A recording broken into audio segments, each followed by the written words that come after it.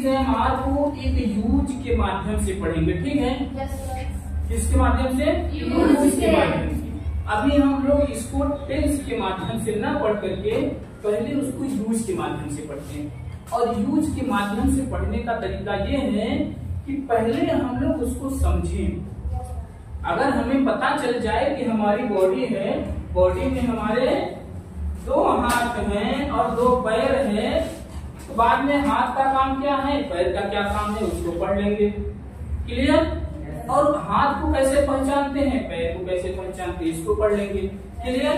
तो सबसे पहले हम लोग पढ़ते हैं इस आर को एक यूज के माध्यम से। जैसे यूज की स्पेलिंग सही लिखे हैं? यूज की स्पेलिंग यूज ऑफ मतलब का ई के। जब हिंदी में का के की आ जाए वहां पर आपको ठीक है। अब देखिए हम क्या बोले, इज, दूसरा एन, और तीसरा आर। इस माने व्हाट, हु कॉल मी, कौन बुलाया मुझे? इस माने, आई एम माने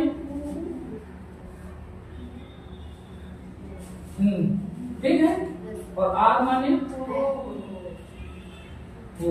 अब हम लोग इतना क्लियर हो गया। अब इसी में एक और ऐड करते हैं, क्या? ना। इसमें भी ना और इसमें भी ना। क्लियर? Any doubt? कोई समस्या किसी को? अब देखिए, इस माने है, एन माने हूं और आर माने हो। हमने क्या लगा दिया? ना। तीनों में ना लगा दिया। जैसे हम लोग पढ़े थे how to identify what is verb. हम लोग कैसे पहचानते थे कि वर्ब क्या है? कैसे पहचानते थे? लास्ट में ना आ जाए या फिर हमारी एक्टिविटी को ही हम लोग वर्ब कहते थे ना। एक्टिविटी का मतलब कार्य। हमारा हाथ क्या कर रहा है? कार्य कर रहा है। हमारा पैर क्या कर रहा है? कार्य। पैर का मतलब चलना, पैर से ही चल रहे हैं ना, मुंह से बोल रहे हैं। ना आया, बोल ना, वर्ब है। टहल ना, ना आया, ये भी वर्ब है। इसी प्रकार से हम लोग सीख रहे हैं ना और हूं। जैसे मैं हूं ना, तुम हो ना, सीता है ना। ठीक है, तो क्या होगा? सीता है ना, ठीक है, सीता है ना, तुम हो ना, ठीक है, राधा है ना। अब देखिए, अब जब यहां तक क्लियर हो गया, अब हम इसको ट्रांसलेट कैसे करेंगे? सीता, सीता इज माने है। अब ना कहने का मतलब ये लहजा में आ गया कि मैं हूं ना, या तुम आओ, तुम जाओ, सीता वहां है ना, जो होगा सब कर लेगी। ना आ रहा है कि नहीं? मैं हूं ना, तुम आओ। किसी को आप बुला रहे हो, वो देखा नहीं है, काम नहीं कर पाएगा, तो क्या कहेगा? यार तुम आओ, मैं हूं ना, यार तुम जाओ, वो है ना, सीता है ना, कर लेगी। कोई बच्चा छोटा है, विद्यालय पढ़ने जाता है, तो उसके गार्जियन कहते हैं यार छोटा है कैसे जाए, कहेंगे यार भेजो, वो है ना, देख लेगी, रास्ता बता देगी, समझ लेंगे। वही है हमारा। ठीक है, अब हम लोग इस आर को शॉर्ट करके एक यूज माध्यम से पढ़ रहे हैं। जैसे Sita is, you are, you के साथ इज कौन बोला? राधा इज। एक वचन है कि बहुवचन है? फिर यही हो गया क्लियर। यही 3 है हमारे, यहाँ 3 हमने बता दिया। Any doubt? अगर किसी को कहना हो कि मैं हूँ तो क्या होना है? आई, मैं हूँ तो आई एम। तुम हो, यू आर।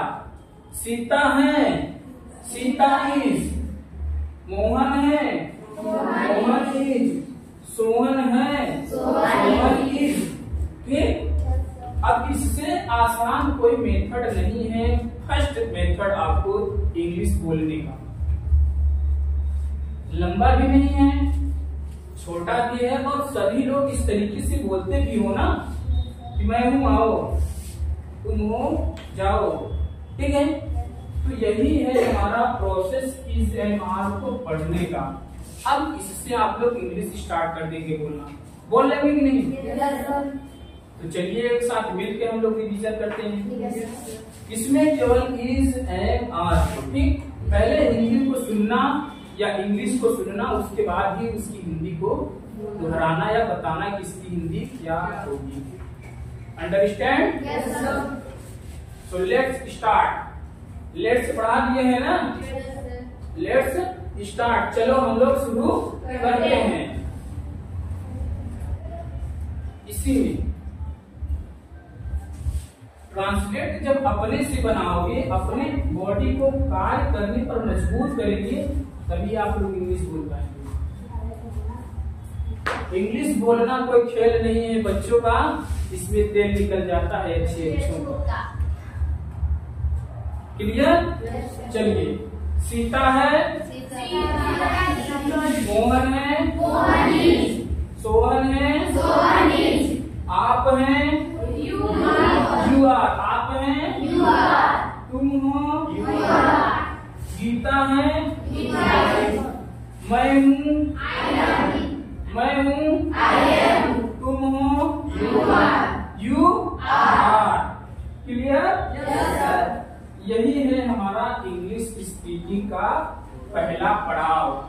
अब हम लोग जो कदम बढ़ा दिए हैं बोलना, तो हम लोग अब थोड़ी स्पीड को क्यों ना बढ़ाएं? स्पीड जब बढ़ाएंगे तो स्पीड कैसे बढ़ेगी? जब हम इसी तरीके से रिवीजन करेंगे, तभी हमारा इंग्लिश बोलने का स्पीड जो है वो बढ़ता जाएगा। और इंग्लिश बोलते वक्त आपके माइंड में 2 चीज का कार्य होना अनिवार्य होना चाहिए। 2 चीज का काम होना अनिवार्य होना चाहिए। अगर आप 3 कर लिए तो उससे बड़ी बात कोई है ही नहीं। जैसे 2 birds kill with 1 stone, ये आपकी पुरानी कहावत है, मगर हमारा कहने का क्या काम है कि 3 birds kill with 1 stone। एक तीर से 3 निशाना जब लगाओगे तब आप इंग्लिश बोल पाओगे। कहने का मतलब ये एक दिमाग में सुनते रहो, एक दिमाग से सुनते रहो कि यार अगला वाला बोल क्या रहा है। एक दिमाग में सोचते रहो, समझते रहो कि अगला बोल क्या रहा है, और एक अपने आप को सोचिए कि उसके जवाब में मैं अभी क्या बोल रहा हूँ। क्लियर? वो क्या बोल रहा है, मैं क्या बोल रहा हूँ, और एक काम जो और है कि इसके बाद मैं क्या बोलूंगा उसको। जब एक साथ आप 3 काम लेंगे दिमाग से, तब जाकर के आप इंग्लिश को एकदम हिंदी से भी तेज बोलेंगे। जितना तेज आप हिंदी बोलते हैं उससे भी तेज इंग्लिश बोलेंगे। और इंग्लिश जो है वो हिंदी से सरल है। इंग्लिश जो है वो हिंदी से सरल है। इसलिए सरल है, ABCD में कितने अक्षर होते हैं? ABCD में 4 नहीं भाई, 26 होते हैं ना। ABCD ये नहीं पूछे। और क ख में कितने होते हैं? 36। और अ से ज्ञान तक कितना होता है? 5। टोटल कितने हो गए? 13 और